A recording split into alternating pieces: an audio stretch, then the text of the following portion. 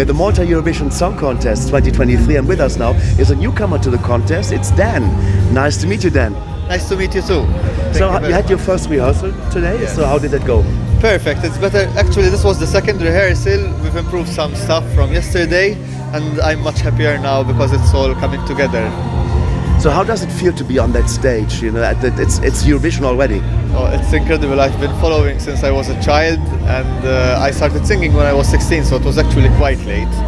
And I've been trying for a while, submitting songs, and finally this year I managed to make it to the semi-final.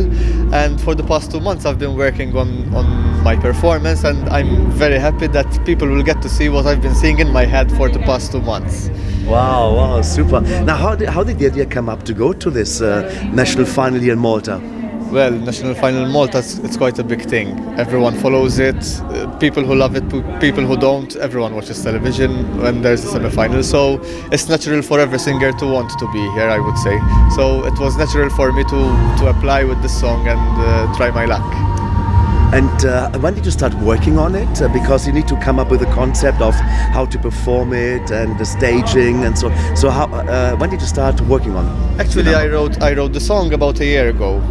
I was going through a hard time, but then I realized kind of that it will be okay. It's a matter of how you look at things. You know, everything happens for a reason, and you learn from them.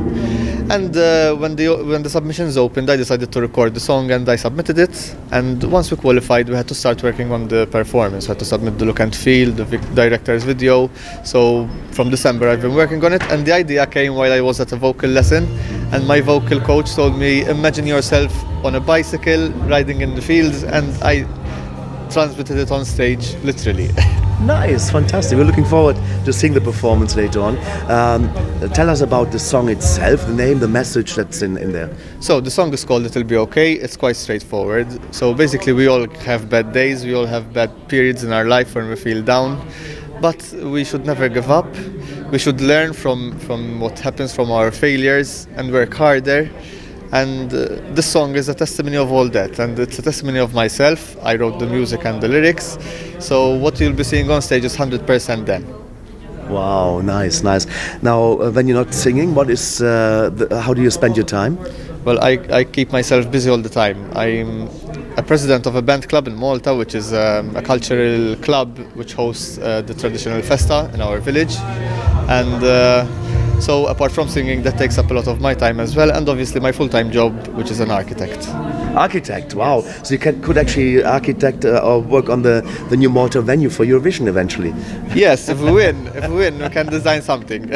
Nice. And you want to take part in the Eurovision Song Contest eventually, so you have to go through some of the hurdles. You've done already one of them, the quarterfinals. But when you look back at the history of Malta at Eurovision or within the national final selections, what are your favorite entries there? I would have to mention Hypnotica by Jessica. She's related to me actually as well, so okay. I may be a bit biased. But Hypnotica was one of the songs that I think we could have sent and done well as well. Echoes of Gaia from, I think it was 2006, Natasha and Charlene, still stuck in my mind. But we've had so much great songs. It's difficult to think of them instantly. Let's go one step higher. It's Eurovision Song Contest. What are your favorites there? From Malta. Yep. Not from Malta. You can. Any song. Okay. Malta's Arcade would have to be my favorite winner. Okay. The instant I heard it, I was like, this is the winning song, no doubts. I love the song from Portugal as well. I'm not sure how to pronounce the name, but it's an unpopular opinion, but it's one of my favorite winning songs as well. Yes, yeah, exactly. And from Malta, I would have to say Angel by Chiara, the one that I love. Seventh Wonder, which brings a lot of memories from our childhood. And Desire is still popular here in Malta. If you go to a club, it's a song you're guaranteed to hear. Wow. So that would have to be a favorite as well. Correct, of course, it was. Yes. Yeah, fantastic. Dan, thank you very much for taking the time to chat with us. All the best of luck for your performance in the semi-final, and then make that step into the grand final. Hopefully, and thank you very much for coming all the way to Malta to interview us and give us this exposure to the rest of Europe as well. Thank you very much. Thank you so much. Thank you for your kind.